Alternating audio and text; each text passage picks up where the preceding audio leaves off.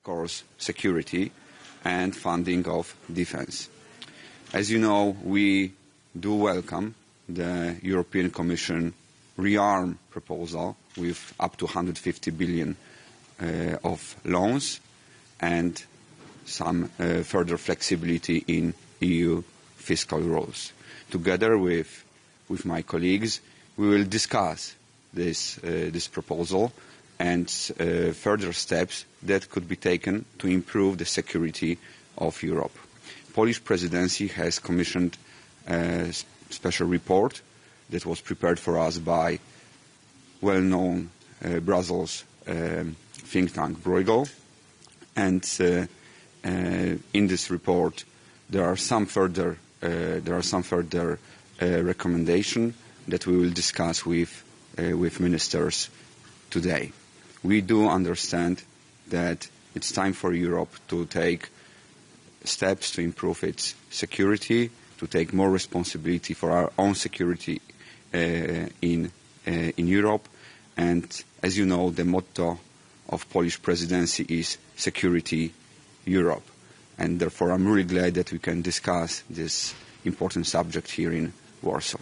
Minister, you talked about the special paper that you bombarded. So the idea is that there would be a European defense mechanism. What is the main advantage of this, especially looking at strategic enablers?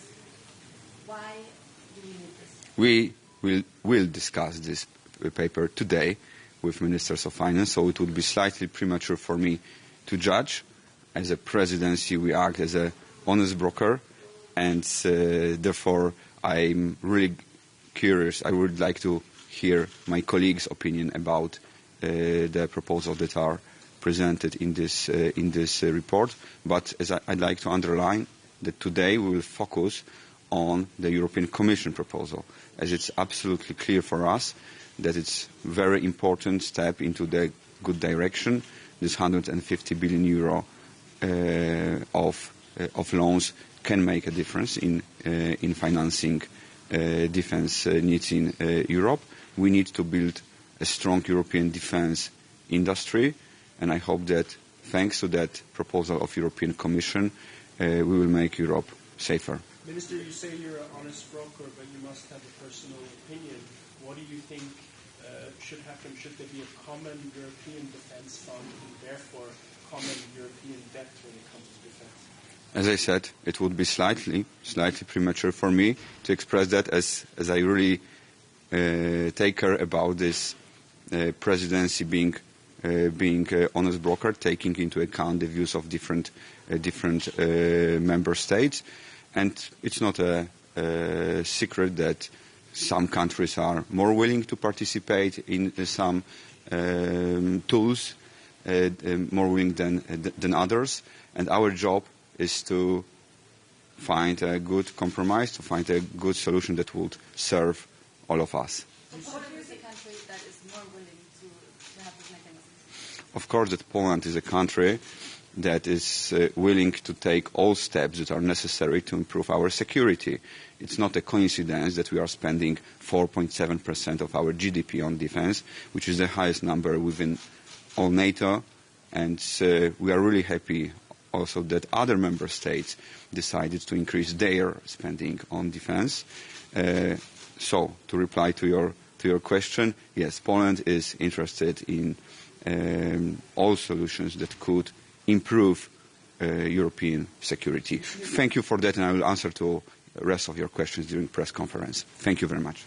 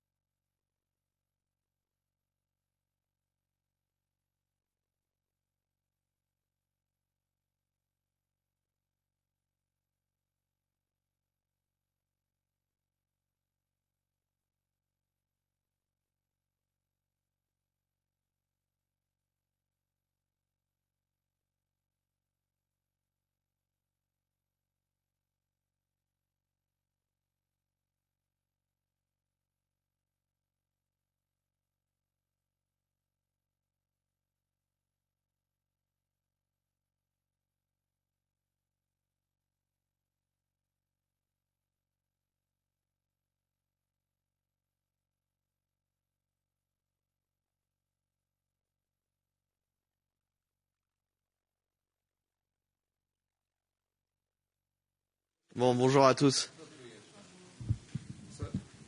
Yes. Bon, d'abord pour vous dire que ces deux réunions avec peut-être, si je résume, deux mots d'ordre. D'abord, une forme d'incertitude, mais en même temps un désir d'unité des Européens dans la période. Incertitude parce que les droits de douane sont encore en vigueur pour certains, 10%, 25% sur un certain nombre de secteurs. Hier, nous avons pu discuter avec l'ensemble des ministres des Finances des impacts sur l'économie et de notre stratégie également pour pouvoir supprimer ces droits de douane. Et puis, unité des Européens parce que dans la période, nous avons besoin de notre unité. Un marché à 450 millions de consommateurs. C'est le bon moment pour pouvoir négocier à la fois avec les Américains, mais aussi avoir des réformes internes à l'Europe. Je pense notamment à notre stratégie sur le marché intérieur que j'aurai à présenter à la fin du mois de mai, sur lequel nous souhaitons supprimer un certain nombre de barrières et renforcer le marché intérieur européen, comme aussi un élément de substitution des marchés et du monde entier qui est en train de se refermer et du protectionnisme qui devient la règle au niveau international. Dernier point sur la défense. Nous aurons cette discussion tout à l'heure sur les éléments de défense. Je suis persuadé que la Commission a en tout cas mis les outils à disposition des États membres pour pouvoir réarmer l'Europe dans un moment de tension et également d'incertitude, il faut le dire, y compris sur le volet de défense. Soutien à l'Ukraine, capacité de renforcement de nos moyens au niveau européen avec de nouvelles capacités, de nouveaux instruments de défense et de financement pour notre industrie de défense. Du Made in Europe également sur l'achat en commun éventuellement et puis les nouveaux outils financiers qui pourront être présentés aujourd'hui et discutés. L'Europe est en quelque sorte au rendez-vous, je crois, dans son unité. Beaucoup d'incertitudes encore sur le reste des discussions, notamment tarifaires et budgétaires. Mais en tout cas, la période a réveillé les Européens, ce qu'on peut en tout cas dire comme ça. Et puis, dans la période que nous vivons, l'Europe a toujours avancé dans les crises, en espérant que cette crise nous fasse également avancer dans les politiques publiques et dans le renforcement de nos traités.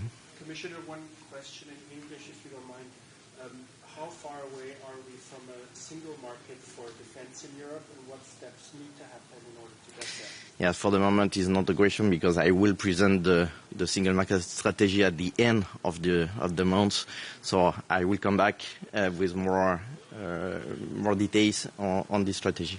Alors, avez-vous Euler a écrit un papier, avez-vous de parler de ça? Est-ce que vous pensez, quels sont les avantages de l'European Defense Mechanism pour l'industrie européenne? Bon, d'abord, on a des éléments d'achat européen, ce qui était important pour nous, puisque l'argent européen doit également pouvoir servir à acheter européen. Et puis surtout, il y a des mécanismes nationaux qui permettent aussi de réarmer. Donc les deux sont une forme d'équilibre, je trouve. On a calculé que ça représente 1,5 de PIB éventuellement qui pourrait être investi dans la défense, qui est un budget qui est quand même important dans les 4 prochaines années avec l'escape clause. Donc les deux outils sont opérationnels et je pense que suffisent pour l'instant. On aura d'autres types d'outils, peut-être en dehors même de la Commission européenne, puisque la question de la défense n'est pas une compétence de la Commission et de l'Union européenne. Et donc ça, c'est aux États membres de regarder les différents outils financiers et l'organisation en dehors de nos institutions qu'on peut faire sur le volet de la défense. Pour l'instant, je crois que la Commission a été au rendez-vous des financements et nous avons proposé ce qu'il fallait. Voilà, merci beaucoup.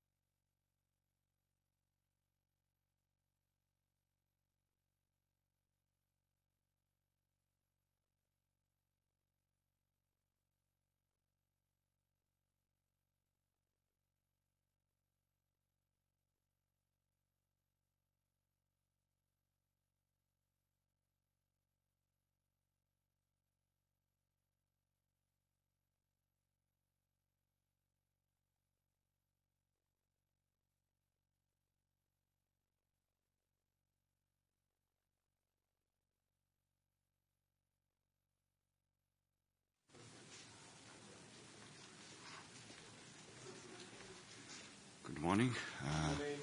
Morning.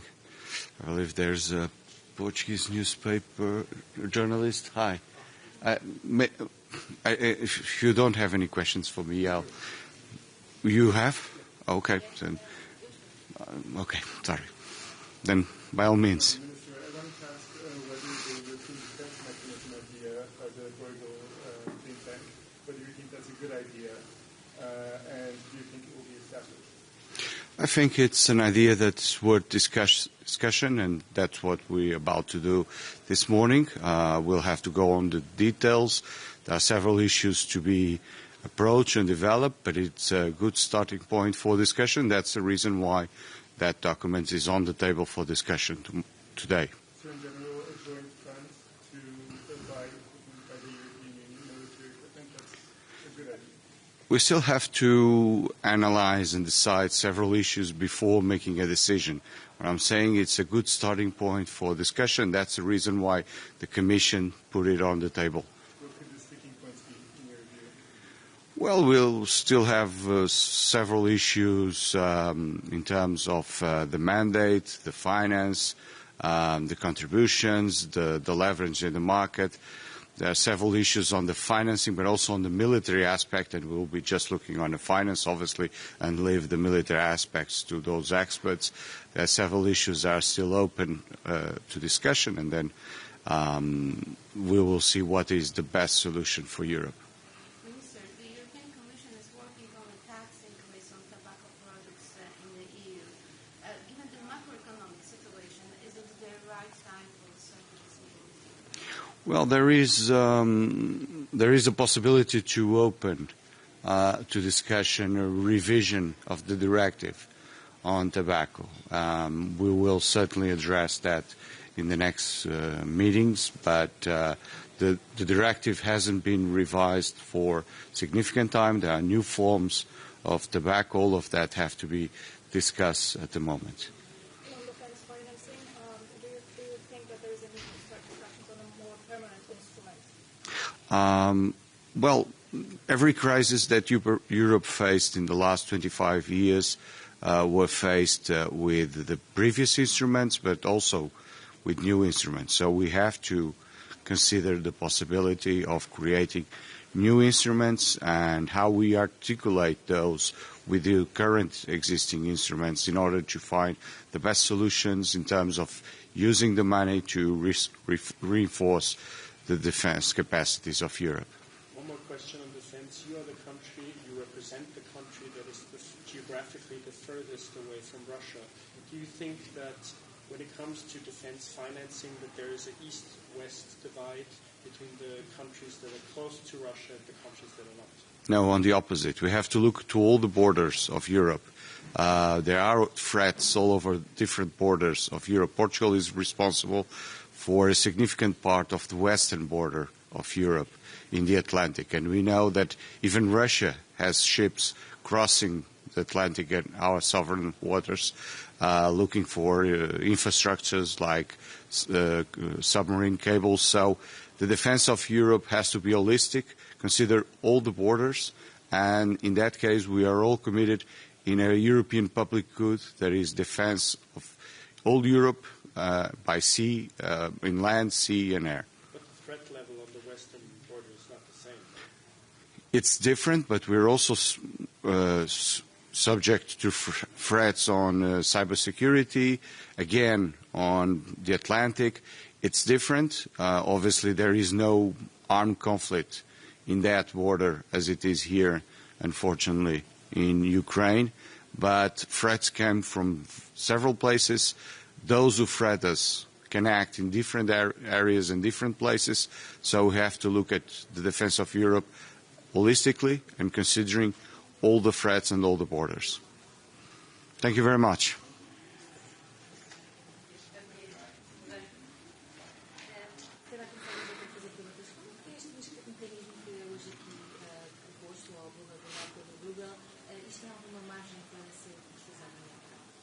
Esta proposta do Bruegel é um ponto de partida interessante de discussão. A Europa, nas várias crises que teve, tem tido capacidade de combinar instrumentos que já existem com novos instrumentos e, portanto, este é um bom ponto de partida para a discussão. Tem vários aspectos em aberto, vários aspectos que geram naturalmente discussão e alguma antagonismo entre Estados-membros, mas é um bom ponto de partida e por isso é que a Comissão Europeia marcou esta discussão para hoje. A questão do procurement, a questão dos projetos de grande escala, a questão da cooperação entre os Estados-membros, a questão de um financiamento que depois permitiria ir ao mercado e, perdão a expressão, alavancar esse financiamento em recursos superiores. Portanto, tem vários aspectos positivos, mas também tem outros, até mais de natureza militar, que geram dúvidas aos Estados-membros e que são dúvidas legítimas.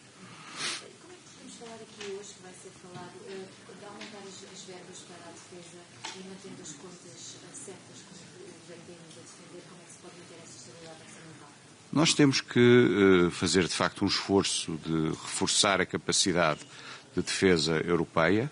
Esse reforço tem que ser a nível europeu, coordenado, em que cada Estado-membro assume um conjunto de responsabilidades também muito relacionadas com a sua posição geográfica e com aquilo que é a sua economia e a sua capacidade industrial.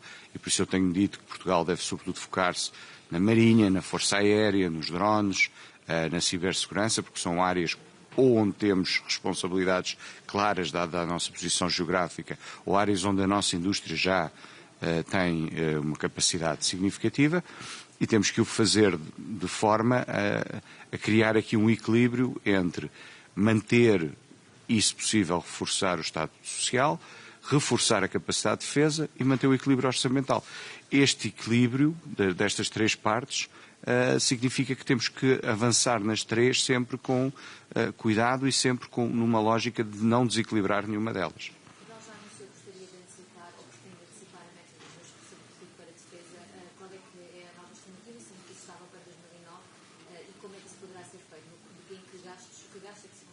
Estava para 2029, nós haverá uma reunião em junho ou julho da NATO, onde isso será revisto. Nós estamos a trabalhar nesses cenários, não posso naturalmente neste momento comprometer-me nem com valor nem com um ano, mas teremos naturalmente que acelerar o aumento de despesa e de investimento na defesa. Estamos a trabalhar nesse aspecto. Eu ontem estava aqui consigo e disse algo que talvez não tenha me expressado da melhor maneira que desejava. O plano orçamental de médio prazo que apresentámos em Bruxelas prevê superávites em todos os anos, volto a repetir, em todos os anos, em 25, em 26, em 27, em 28. E, portanto, para nós esse é um aspecto essencial. Nós avançaremos nas diferentes áreas da governação, incluindo despesa, na medida em que seja possível, mantendo o equilíbrio orçamental em todos os anos, 25, 26, 27, 28. Dá-se a circunstância, foi isso que referi, e foi aí que talvez a minha formulação não tenha sido aquela que eu desejava, que o superávit de 2026, que no plano orçamental que apresentámos em Bruxelas é um superávit em 2026, é um pouco menor do que o superávit dos outros anos, e isso decorre de que a maior parte do esforço dos empréstimos PRR vem exatamente no ano de 2026. E, portanto, haverá superávit em 25, como haverá em 26, em 27, em 28 e agora olhando ao programa da AD também em 29.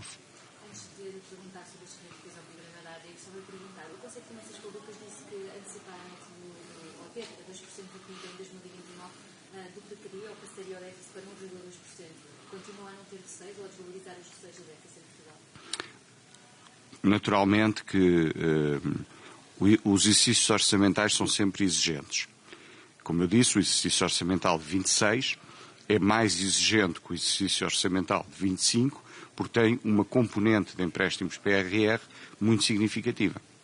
Naturalmente que a antecipação da meta dos 2% de defesa, que estava prevista para 29. A antecipação torna os exercícios orçamentais ainda mais exigentes. Aquilo que nós teremos é que encontrar soluções dentro deste equilíbrio, destas três partes, deste tripé: Estado Social, despesas militares, contas públicas com pequenos superávites, e dentro deste equilíbrio perceber a que velocidade é que podemos ir em cada uma das áreas.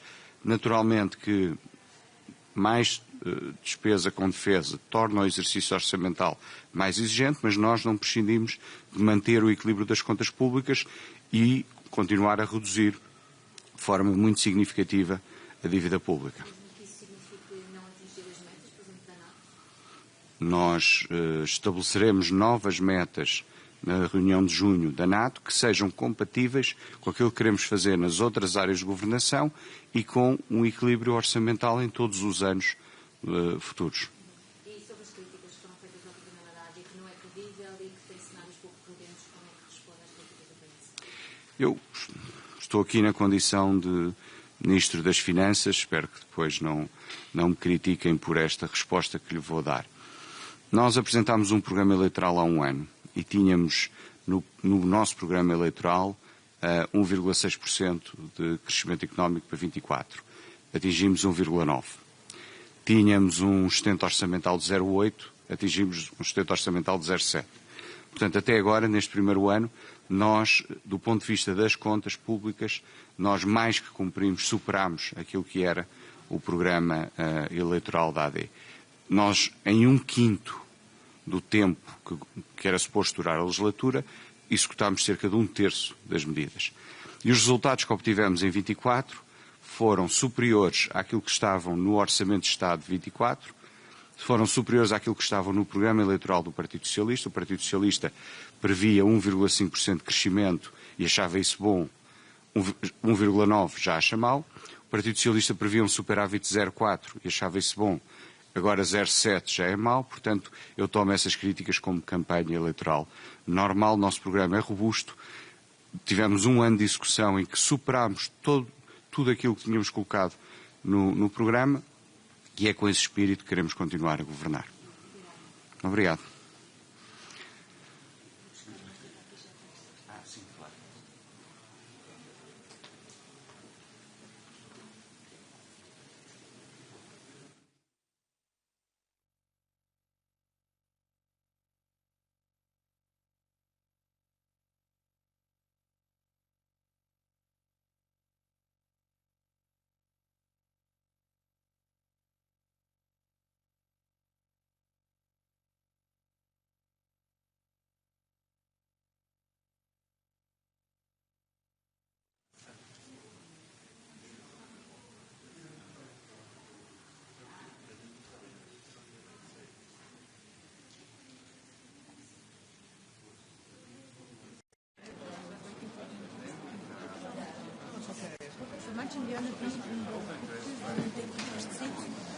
If you want to be the star now. Yeah?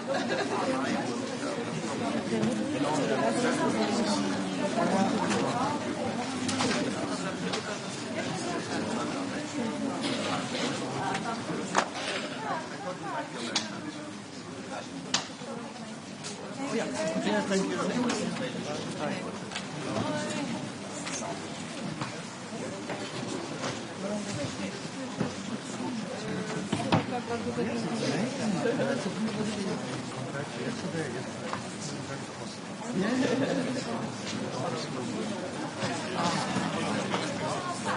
Hi, good morning.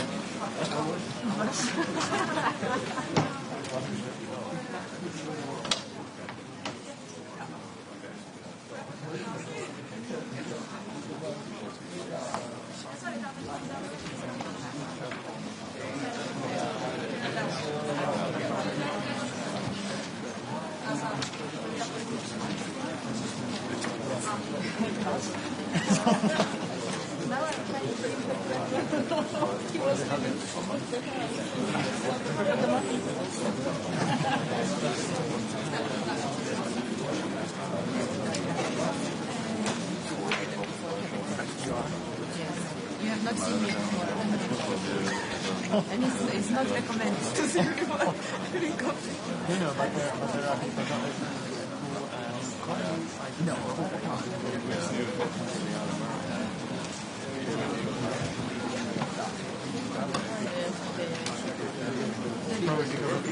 Hungry. Sugar.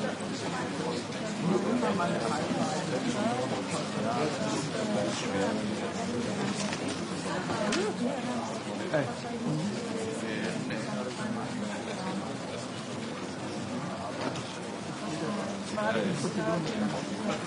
Yeah. It's very good to be aware of biological risk. So I'm quite the opposite. And after I have coffee, but when you see me in the office, You already have. oh, hello again.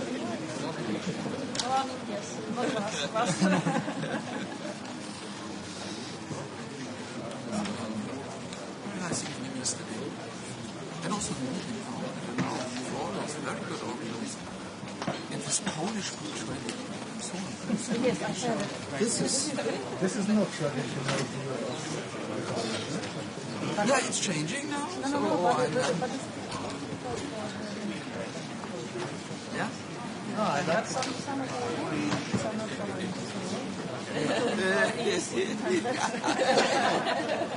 he's from Krakow.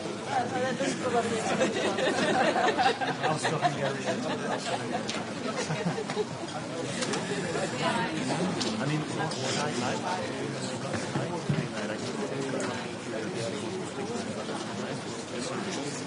Yeah.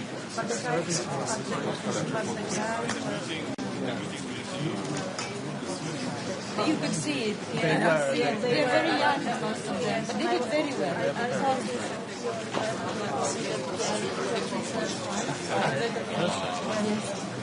You wouldn't think they were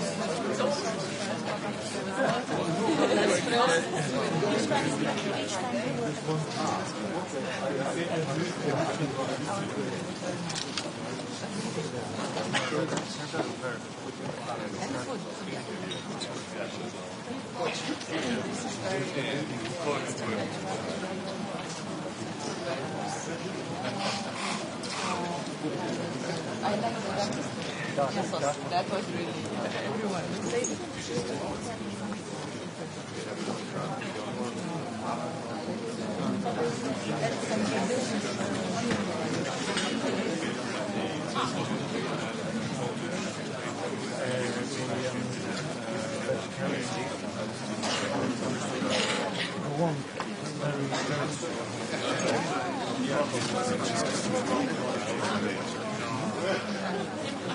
Well, it was exactly. Normally you would also have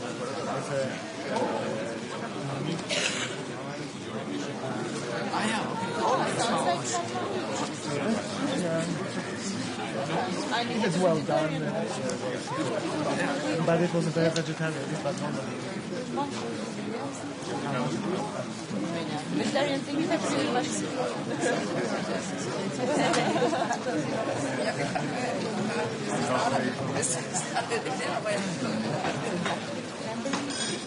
Is the Polish?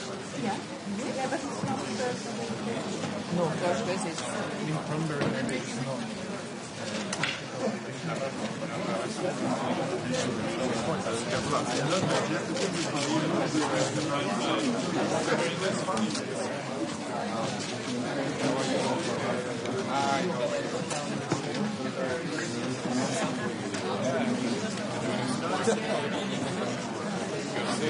Pavel, you're responsible for the sound, right?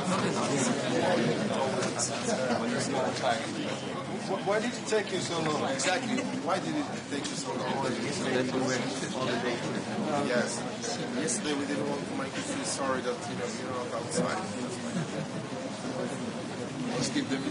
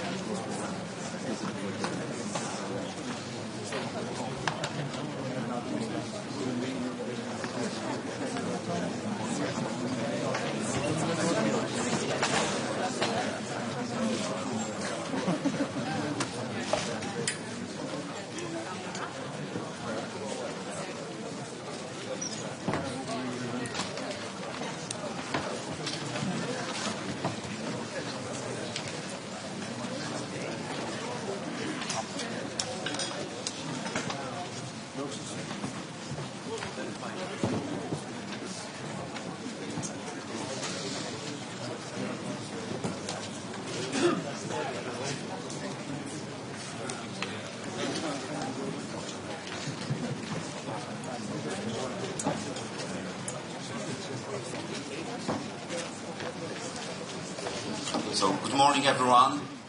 I think we can start, and I hope that you enjoyed yesterday evening and the atmosphere at the Royal Castle.